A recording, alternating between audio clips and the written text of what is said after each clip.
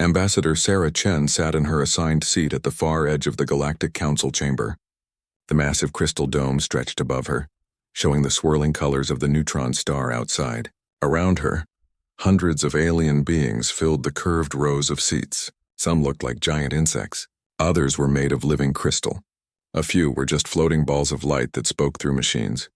Sarah was the only human in the room. She had been Earth's voice on the Galactic Council for 3 years now.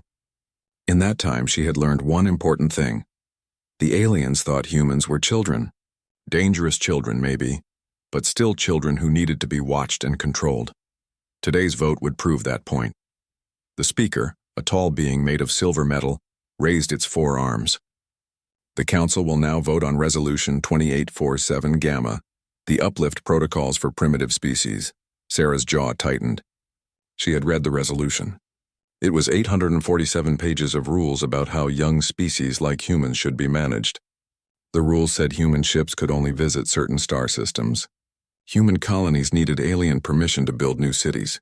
Human scientists had to share all their research with the Council. Human military forces would be limited to defensive purposes only as decided by alien judges. The worst part was the reason given for all these rules. For the safety and stability of the galaxy, the vote began. Each species announced their decision through translators. The Zephyrian Trade Empire votes yes. The Crystalline Hegemony votes yes. The Etherian Primarchy votes yes. One by one, every alien species voted to support the resolution. Sarah counted the votes. 847 species voted yes. Only one vote remained. The Terran Federation? Asked the speaker. Sarah stood up slowly. The chamber fell silent. Even the constant humming and clicking of alien conversations stopped. All eyes, sensors, and energy fields turned toward her. The Terran Federation votes no, she said clearly. A wave of amused sounds filled the chamber. The aliens were laughing at her. Not with anger, but with the kind of laughter adults use when a child says something silly. The speaker's metallic voice echoed through the dome. The resolution passes by a vote of 847 to 1. Uplift protocols will take effect in 30 standard days. But Sarah was not finished talking. I have something else to say, she announced. The speaker looked annoyed. The vote is complete, Ambassador Chen. Yes, it is. Sarah reached into her jacket and pulled out a small data pad. She connected it to the chamber's communication system. Instantly, every alien's translator began receiving the same message. Sarah spoke as the data transferred. The Terran Federation formally rejects Resolution 2847 Gamma and all similar measures. Effective immediately, humanity withdraws from all Galactic Council proceedings, committees, and agreements. The laughter stopped. The chamber grew very quiet. Sarah continued. We also withdraw from all military cooperation pacts, trade agreements, and diplomatic exchanges. All human ambassadors will return to Earth within 7 days. All alien diplomatic staff on human worlds have 7 days to leave. A crystalline delegate flashed angry red colors. You cannot simply leave the Council. This is not how civilized species behave. Perhaps, Sarah said calmly. But we are leaving anyway. She tapped her data pad again. New information flowed to every alien device in the chamber. These are the formal documents, signed by the President of Earth, the Colonial Council, and the Federation Senate. As of this moment, the Terran Federation considers all diplomatic relations with Council species to be ended. The ancient Etherian Primarch floated forward. Its voice was filled with the authority of someone who had lived for thousands of years. Child, you do not understand what you are doing. Humanity needs the Council. You need our trade routes, our knowledge, our protection from the dangers beyond the galaxy's edge. Sarah looked directly at the Primarch. We will manage without you. You think your pride is worth the suffering of your people? Asked the insectoid Zephyrian. When your colonies face disasters, when your ships encounter hostile forces, when your people need medical treatment that only Council science can provide, what then? Then we will handle those problems ourselves, Sarah replied. The speaker's voice turned threatening. This is clearly an emotional response. The Council will give humanity time to reconsider. When you realize your mistake, you may return and accept the uplift protocols. Sarah smiled for the first time since entering the chamber. It was not a happy smile. Respectfully, we will not be returning, and we will not be accepting any protocols. She began walking toward the exit. Her footsteps echoed in the silent chamber. "Where are you going?" demanded the Primarch. Sarah stopped and turned back. "Home. And unlike every other species in this chamber, we won't be asking for your permission to do anything ever again." The massive doors of the council chamber slid shut behind her with a sound like thunder. Inside the chamber, chaos erupted. Aliens began speaking at once in dozens of languages. The translators struggled to keep up with the flood of angry, confused, and worried voices. "They cannot survive without us," insisted a crystalline leader. "This is just a tantrum," said another alien. "They will be back within a year begging for readmission." But some of the older, wiser species were not so sure. The Etherian Primarch floated silently, remembering something from humanity's files. Humans had a saying, "Don't mistake our kindness for weakness." The Primarch had always thought it was just primitive emotion. Now, as it watched the chaos in the chamber, it wondered if the Council had made a terrible mistake. On the observation deck of her ship, Sarah Chen looked back at the Council station through the viewport. The beautiful crystal structure spun slowly against the backdrop of stars. For 3 years, she had tried to make the aliens understand that humanity wanted to be partners, not children to be managed. Today, she had learned that some lessons can only be taught through action. "Ambassador," said Captain Torres, "we've received clearance to depart. All human diplomatic staff have been evacuated from Council space." "Good," Sarah said. "Take us home, Captain. Any message for Earth Command?" Sarah thought for a moment. "Tell them the talking is over. Now we show them what humanity can do when we stop asking for permission." The ship jumped into hyperspace, carrying Sarah away from the Galactic Council and toward an uncertain future. Behind her, the aliens continued their debates, confident that the young human species would soon learn the error of their ways. They had no idea how wrong they were. In the depths of space between galaxies, ancient sensors detected the change in human diplomatic status. Machines that had waited in the darkness for centuries began to move. The Watchers had noted that humanity's protectors were angry. Perhaps it was time to test the galaxy's defenses again. The countdown to humanity's real test had begun. 3 months after Ambassador Chen walked out of the council chamber, Councillor Zephyrian stood before an emergency session of the Galactic Economic Committee. The insectoid being's forearms gestured at holographic charts floating above the conference table. "The numbers do not lie," Zephyrian said in its clicking voice. "Galactic trade has dropped by 12%. 17 major shipping routes have become unusable without human way station services." The other committee members shifted uncomfortably in their seats. When the humans had left, everyone expected some minor inconvenience. No one had calculated how much the galaxy actually depended on human infrastructure. "Surely this is temporary," said Delegate Vexhai, a purple-skinned humanoid from the core worlds. "Other species can take over the human trade stations." Zephyrian's compound eyes flickered with annoyance. "We tried. The hegemony sent crews to 3 human stations in the outer spiral. The stations were empty but undamaged. However, every computer system had been wiped clean. Every navigation database was gone. Even the basic station operations manual was deleted."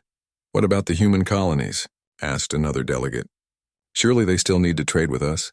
"That is the problem," Zephyrian replied. "We cannot contact the human colonies. Every human world has gone completely silent.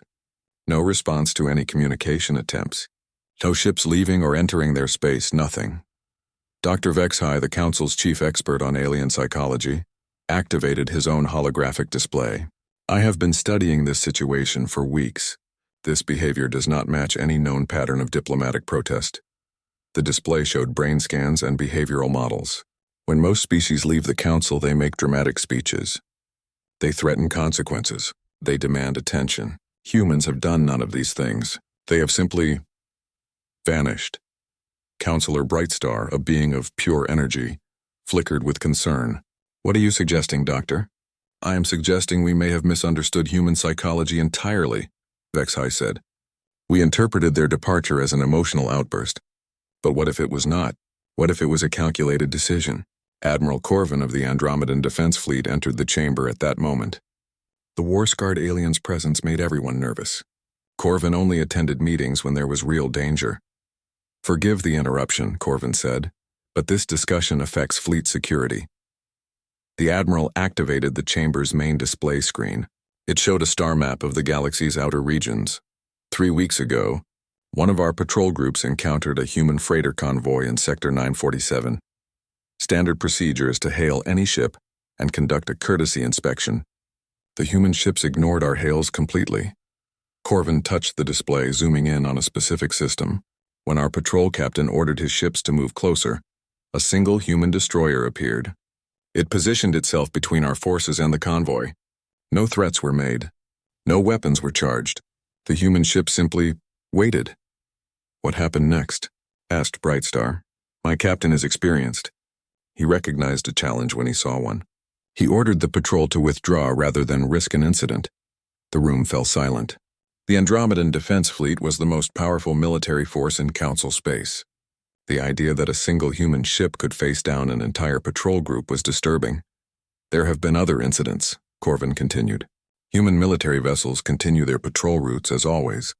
They respond to emergency calls and help ships in distress, but they act as if Council ships do not exist. No communication, no acknowledgement, nothing." Dr. Vexhai leaned forward. "Admiral, in your professional opinion, what does this behavior indicate?" Corvin was quiet for a long moment. "In my experience, species only ignore a superior force when they believe they are no longer inferior." The implications of that statement sent a chill through the chamber. Delegate Thorne from the Mining Guild spoke up. "Perhaps we are overthinking this. Humans are emotional creatures. They need our advanced technology and knowledge. They will return when they realize their mistake." "Will they?" Zephyrian asked. "Our intelligence reports say human mining operations have expanded into asteroid fields that defeated our best crews. They are extracting resources from systems we marked as too dangerous to approach." "Impossible," Thorne protested. "Those systems have radiation levels that would kill any carbon-based life form." "Yes," Zephyrian agreed. "Yet human ships operate there successfully. We do not know how." Admiral Corvin added another troubling piece of information. "All surveillance probes sent into human space have disappeared." "Not destroyed. The sensors would detect explosions or weapons fire. They simply vanish from all tracking systems." "Equipment failure," suggested Brightstar hopefully. 27 probes from 6 different species, all using different technologies. No. Something in human space is actively removing our surveillance assets." Dr. Vexhai stood and began pacing around the chamber. "I have been thinking about this backwards. We assumed the humans were sulking like children. But what if they were never children at all? What if we simply never saw them clearly?" "Explain," demanded Admiral Corvin. "Think about their history," Vexhai said. "Humans went from primitive chemical rockets to faster-than-light travel in less than 200 years. Most species take thousands of years to achieve what humans did in decades." The doctor activated another display showing human technological development. They invented computers, nuclear power, genetic engineering, and artificial intelligence almost simultaneously. Their learning curve is unlike anything we have seen before. "They are still a young species," Delegate Thorne insisted. "Are they?" Vexhai asked. "Or are they a species that develop so rapidly that 3 years of isolation might as well be 30 years for anyone else?" The chamber fell quiet as the implication sank in. Admiral Corvin spoke first. "Doctor, are you suggesting that humanity used the past 3 months to advance beyond our current technological level?" "I am suggesting that we never actually knew what humanity's technological level was," Vexhai replied. "We saw what they chose to show us. We assumed that was everything." Counselor Zephyrian's mandibles clicked nervously. "If that is true, then cutting off diplomatic relations was not a tantrum. It was a strategic decision, but why?" asked Brightstar. "What could they gain by isolating themselves?"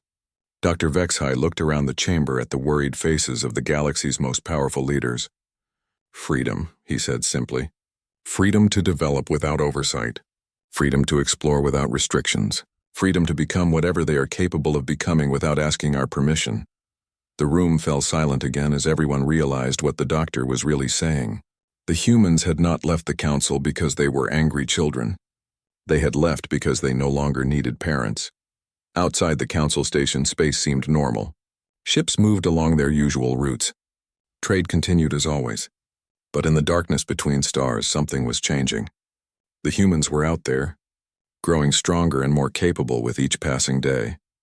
and the galaxy's former protectors were beginning to realize they might soon need protection themselves. From what, they were not yet sure.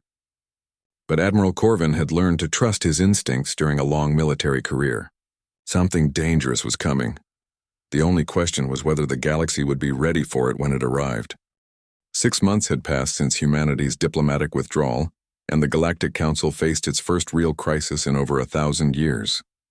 The Zephyrian plague had broken out on 12 worlds across 3 different star systems. The disease attacked the nervous systems of most Council species, causing paralysis and death within days. Medical Director Kalen stood before the Emergency Health Committee, her normally calm demeanor cracked with stress. The feline-like alien's fur was disheveled from weeks without proper rest. "The situation is critical," she reported. "We have over 2 million infected beings across the affected worlds. Our traditional treatments are completely ineffective against this new strain of the plague." Committee Chairman Voss leaned forward in his chair. "What about the emergency medical protocols? Surely we have contingency plans for widespread outbreaks." "We do," Kalen replied grimly. "Those protocols require synthesized compounds that only human biotechnology can produce efficiently. The molecular complexity is beyond our current manufacturing capabilities." The silence in the room was deafening. Everyone knew what this meant, but no one wanted to say it. "How long would it take to develop alternative production methods?" asked Dr. Remtar from the Science Division. "Minimum 18 months, Kalen answered. "Possibly longer. At current infection rates, we will lose over 50 million lives before we can produce enough medicine." Chairman Voss's scales darkened with stress. "What about asking other non-council species for help? The technology required is too advanced. Only 3 species in the galaxy possess it. Ourselves, the humans, and the Void Seekers beyond the galactic rim. Since the plague affects us and the Void Seekers have been silent for centuries, that leaves the humans," Voss finished. Admiral Corvin, who had been quietly observing the meeting, spoke up. "The committee should be aware that any attempt to contact humanity will be seen as a sign of weakness by our own populations. 6 months ago, we voted to control them like children. Now we need their help to save our lives." "Pride will not cure the plague," Kalen said sharply. "People are dying right now while we debate politics." Dr. Vexhai activated his personal communicator. "I can attempt to contact Ambassador Chen directly. She may be willing to discuss humanitarian assistance." "Do it," ordered Chairman Voss. But Dr. Vexahai's communication attempts failed completely. Every human frequency was silent. Every diplomatic channel had been shut down. It was as if humanity had erased itself from the galaxy's communication networks. "There is another option," Admiral Corvin said reluctantly. "We could send medical ships directly to human space. Ships carrying plague victims. Even if they refuse to talk to us, they might be willing to help sick people." "That would be a clear violation of their territorial boundaries," warned legal advisor Synth. "It could be seen as an act of aggression." 50 million lives, Kalen reminded them. Chairman Voss made the decision. "Prepare 3 medical ships. Load them with our most critical cases. If the humans turn us away, at least we tried." 2 days later, the medical ships approached the human border near the Centauri system. The ships were clearly marked with medical symbols and transmitted distress signals on all frequencies. Captain Devar commanded the lead medical ship. He had volunteered for this mission knowing it might cost him his career if the humans reacted badly. His cargo hold contained 300 plague victims in emergency stasis. "Sir," his communications officer reported, "we're being scanned by something. Energy signature is unusual." Before Captain Devar could respond, a ship appeared on his view screen. It was unlike any human vessel he had seen before. The hull was smooth and dark, almost organic looking. It moved with fluid grace that seemed to defy physics. "Unknown medical vessels," came a human voice over the communication system. The voice was professional but cold. "You are in violation of territorial boundaries. State your business." Captain Devar activated his own transmitter. "This is Captain Devar of the Council Medical Service. We carry plague victims in need of immediate treatment. We request humanitarian assistance." There was a long pause. Then the human voice returned. "Stand by." Within minutes, a larger human ship appeared alongside the medical vessels. Captain Devar watched in amazement as sophisticated medical equipment extended from the human ship's hull. Transport beams activated. carefully moving the plague victims from the council ships to the human medical facility. Your patients will receive full treatment, the human voice announced. Estimated recovery time is 72 hours for complete cure. You will wait here until treatment is complete. Wait, Captain Devar called out. We need to discuss. You will wait here, the voice repeated firmly. Any attempt to enter human space or approach our medical facility will result in your immediate removal from this system. For 3 days, Captain Devar and his crew waited at the border. They could see the human medical ship in the distance, but all attempts at communication were ignored. Sensor readings showed intense medical activity, but the technology was so advanced that they could not understand what was happening. On the 4th day, the transport beams activated again. The plague victims were returned to the council ships, completely cured. Not just improved, but actually cured. The plague had been completely eliminated from their systems. Medical treatment is complete, announced the human voice. You have 1 hour to depart this system. Captain Devar tried once more to establish communication. On behalf of the Galactic Council, I want to thank the human ships vanished. One moment they were there, the next they were gone without any trace of energy signatures or hyperspace distortions. Captain Devar stared at his empty view screen and realized that humanity had just demonstrated something terrifying. They could cure a plague that the galaxy's best medical minds could not treat. They had technology that was invisible to council sensors, and they had done it all without saying more than a few dozen words. When the medical ships returned to council space, the news spread quickly. Humanity had saved hundreds of lives without asking for anything in return. But they had also made it clear that such help came on their terms alone. Dr. Vexhai studied the medical reports in his laboratory. The plague victims had not just been cured, they had been made immune to all known variants of the disease. The treatment was so advanced that council scientists could not even understand how it worked. They are not just ahead of us technologically, he reported to the emergency committee. They are so far ahead that our science looks primitive by comparison. Chairman Voss reviewed the reports with growing unease. How is this possible? 6 months ago, human medical technology was roughly equal to our own. Was it? Dr. Vexhai asked. Or did we simply assume it was because that is what they showed us? Admiral Corvin added his own disturbing intelligence. Long-range sensors have detected new human installations in systems we thought were uninhabitable. They are building something out there. Something big. What kind of installations? Asked Voss, unknown. The structures are protected by energy fields that block all scanning attempts. But the size estimates are concerning. Dr. Vexhai looked around the room at the worried faces of the galaxy's leaders. I believe we need to consider a possibility that terrifies me. What if humanity did not just become more advanced in the past 6 months? What if they were always this advanced and they were simply being polite by pretending otherwise? The implications hung in the air like a dark cloud. If humanity had been hiding their true capabilities, then every assumption the Council had made about them was wrong. And if they were wrong about human technology, what else had they been wrong about? Outside the Council chambers, normal life continued across the galaxy. But in the deepest levels of the station, emergency committees worked around the clock. For the first time in centuries, the galaxy's most powerful civilizations felt genuinely threatened. And the threat came not from some alien invasion, but from the species they had tried to control like children.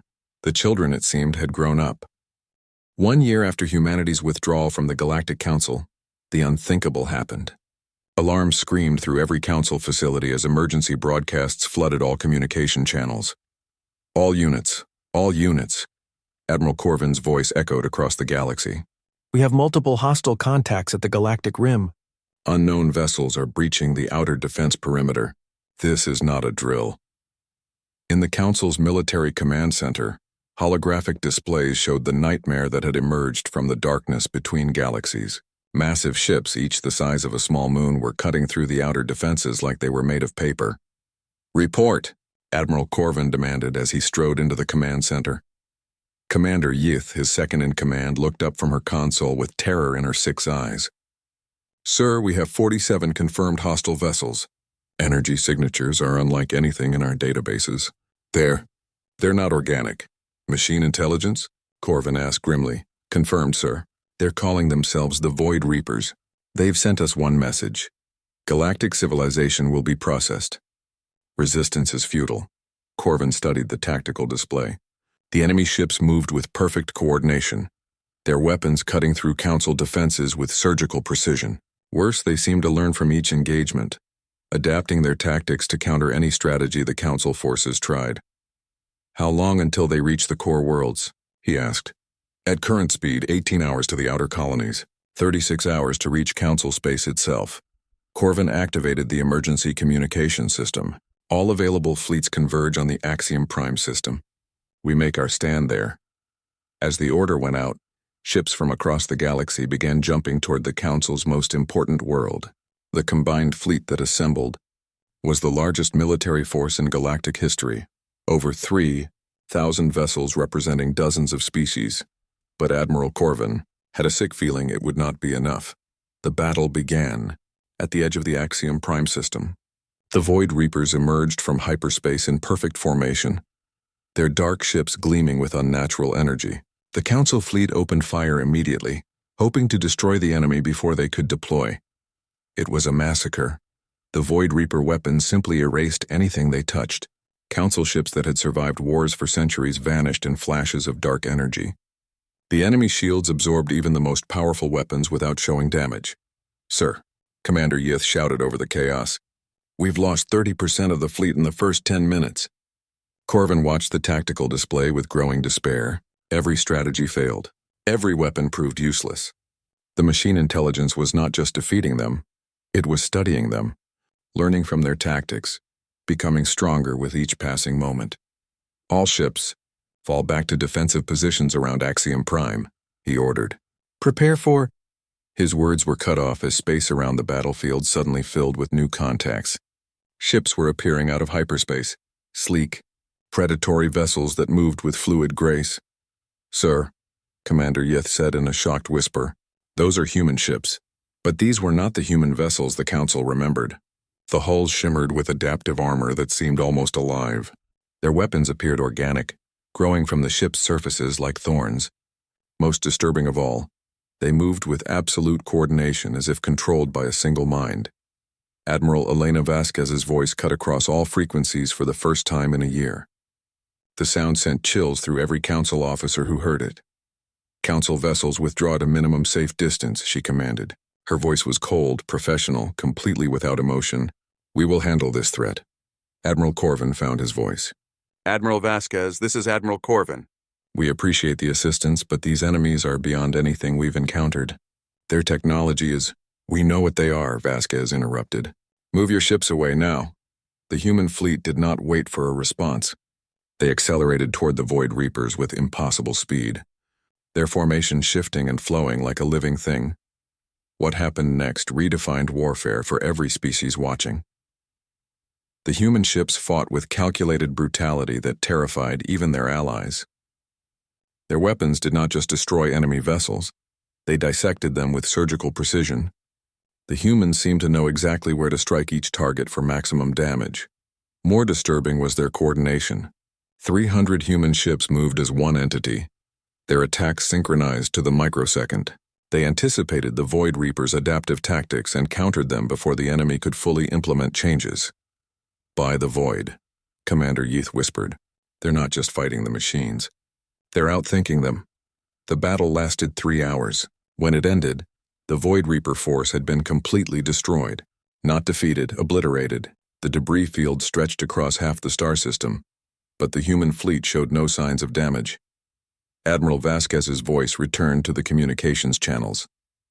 "Threat neutralized. Council forces may resume normal operations." "Wait," Admiral Corvin called out. "Admiral, we need to talk. These creatures, where did they come from? How did you know how to fight them?" There was a long pause. When Vasquez spoke again, her voice carried a weight that made Corvin's blood run cold. "This was not their first attempt to enter the galaxy, Admiral. We have been fighting them for months, along with the Devourers from the Southern Void and the Hive Mind from the Galactic Core's Dark Zone." The implications hit Corvin like a physical blow. "You mean there are other threats?" 3 different extragalactic intelligences have been trying to enter Council space. The Void Reapers were just the first to break through our outer perimeter. "Your outer perimeter?" Corvin asked weakly. "While you debated uplift protocols," Vasquez said, We established defensive positions beyond the galactic rim. We have been protecting this galaxy for the past year, without asking for your permission or your thanks." The human ships began moving away from the battlefield, their formation as perfect as when they had arrived. "Admiral," Corvin called desperately, "we need to coordinate our defenses, share intelligence, work together against these threats." Vasquez's response was quiet but clear. "The time for coordination is over, Admiral. You made your choice when you tried to treat us like children. We made ours when we decided to protect our home despite your interference. But surely we can—" "The galaxy is under human protection now," Vasquez said with finality. "Whether you like it or not." The human fleet jumped away, leaving the Council forces alone among the debris of their enemies. The silence that followed was deafening. Admiral Corvin stared at the empty space where the human ships had been. In the span of 3 hours, everything had changed. The Council was no longer the galaxy's primary military power. They were not even the galaxy's protectors. They were the protected. Commander Yeath looked up from her console with a mixture of fear and awe. "Sir, our sensor readings on the human ships, their technology is at least 50 years ahead of anything we have. Maybe more." Corvin nodded grimly. "Send a priority message to the Council leadership. Tell them we need an emergency session. The balance of power in the galaxy has shifted permanently." As the Council ships began their journey home, none of them noticed the small human monitoring stations that had appeared throughout the system. Humanity was not just protecting the galaxy, they were watching it. The children had indeed grown up, and they were making sure the adults would never threaten their family again. The emergency session of the Galactic Council took place under very different circumstances than the last time Ambassador Sarah Chen had walked through these halls. The grand chamber buzzed with nervous energy as hundreds of alien species waited for humanity's response to their formal request for renewed diplomatic relations. Sarah entered the chamber exactly 1 year and 3 days after she had left it. But everything had changed. Instead of her old seat at the far edge of the assembly, a new chair waited at the high table, the same level as the most senior council members. The chamber fell silent as she walked to her new position. Every eye, sensor, and energy field focused on the human representative, who had once been dismissed as a child throwing a tantrum.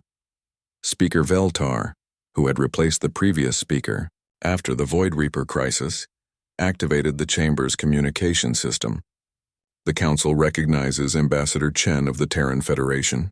Sarah stood calmly, looking around the chamber at faces that now showed respect where once there had been condescension. "Thank you, Speaker Veltar. The Terran Federation appreciates the Council's invitation to resume diplomatic relations." Primarch Etherian, the ancient being who had mocked humanity's departure a year ago, floated forward. Its voice carried none of its previous arrogance. "Ambassador Chen, the Council wishes to express its gratitude for humanity's protection of the galaxy during our time of separation." "The galaxy is our home too," Sarah replied simply. "We protect what we value." Admiral Corvin stood at his position among the military advisors. "Ambassador, our intelligence suggests that humanity has been fighting multiple threats beyond the galactic rim, threats we were unaware of. Can you provide details about these engagements?" Sarah activated her datapad, and holographic displays filled the chamber. The images showed massive battles in the void between galaxies, human fleets engaging enemies that dwarfed even the Void Reapers. "Over the past year, Earth Defense Command has neutralized incursions from 3 separate extragalactic intelligences," she reported. "The Void Reapers, which you encountered, were actually the smallest threat. The Devourer swarm from the Southern Void numbered in the thousands of ships. The core hive mind had been sending scout probes into the galactic center for decades." The chamber erupted in shocked murmurs. The species that had considered themselves the galaxy's protectors had been completely unaware of threats that could have destroyed all life in their region of space. "How long have you been monitoring these threats?" asked Dr. Vexhai. "Since before we joined the Council," Sarah answered. "Human deep space sensors detected the first Void Reaper probe 17 years ago. We have been preparing ever since." The implications were staggering. Humanity had known about galactic-level threats for nearly 2 decades and had never mentioned them to the Council. Councilor Zephyrian's mandibles clicked nervously. Ambassador, why did you not share this information with us earlier? Sarah's expression remained neutral, but her words carried an edge. Would you have believed us? 17 years ago, you barely acknowledged our existence. 7 years ago, when we first raised concerns about galactic defense, you told us to leave such matters to more experienced species. 3 years ago, you assigned us to study basic patrol patterns, while your real military forces handled actual threats. The chamber fell silent as the truth sank in. The aliens had dismissed human warnings just as thoroughly as they had dismissed human capabilities. What changed? Asked Speaker Veltar quietly. We stopped asking for your permission to protect ourselves, Sarah replied. When we left the council, we were free to take the actions necessary to defend the galaxy. Actions you would never have approved. Admiral Corvin leaned forward. What kind of actions? Sarah manipulated her datapad, showing new star charts. Red markers appeared at strategic locations around the galactic rim. We established 47 military stations beyond the galaxy's edge. Each station monitors a different approach vector and is equipped to handle threats up to Devourer-class incursions. The scale of the operation was breathtaking. Humanity had essentially built a defensive wall around the entire galaxy without asking anyone's permission or assistance. The cost of such an undertaking, began Economic Advisor Thorne, was entirely funded by redirected resources previously allocated to Council compliance programs, Sarah answered. It turns out that building defenses is much cheaper than maintaining bureaucracies. Dr. Vexhai activated his own display. Ambassador, our analysis of human ship technology suggests advances that should have taken centuries to develop. How did you achieve such rapid progress? Sarah smiled for the first time since entering the chamber. We stopped trying to impress you and started trying to survive. When a species faces extinction-level threats, it tends to become very innovative very quickly. Primarch Etherian spoke again, its ancient voice heavy with something that might have been shame. Ambassador Chen, the Council wishes to formally apologize for our treatment of humanity. We failed to recognize your capabilities and your contributions to galactic security. Apology accepted, Sarah replied graciously. However, apologies alone will not address our current situation. Speaker Veltar activated the formal diplomatic protocols. The Terran Federation has submitted a new treaty proposal for Council consideration. The terms are unprecedented. The main display showed the treaty's key points. Instead of the old model where Council species made decisions for newer members, the new framework established humanity as the galaxy's primary defense coordinator. Other species would contribute resources and personnel, but strategic decisions would be made by Earth Defense Command. The treaty also included provisions for technology sharing, but in reverse of the old system. Human innovations would be shared, with Council species based on their contribution to galactic defense and their adherence to new security protocols. This treaty makes humanity the galaxy's dominant military power, observed legal advisor Synth. Humanity already is the galaxy's dominant military power, Sarah pointed out. This treaty simply makes it official and establishes a framework for cooperation.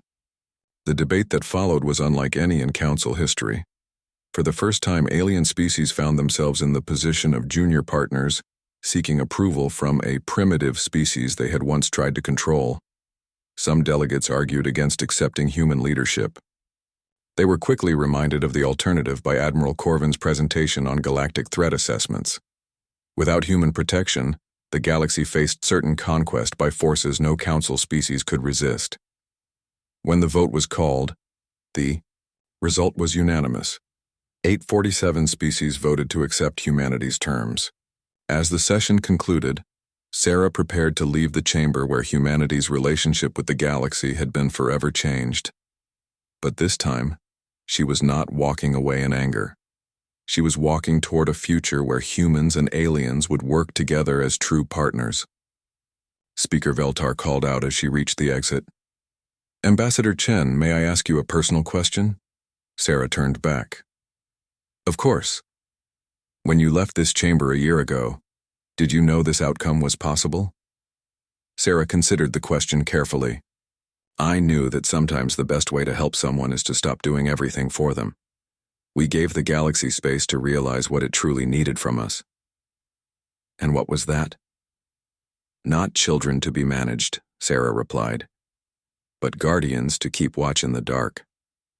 As she left the chamber, the council delegates began the long process of adapting to their new reality. The galaxy's former children had become its protectors, and the parents were finally learning to trust their judgment. Outside the station, human ships maintained their patient vigil at the galaxy's edge.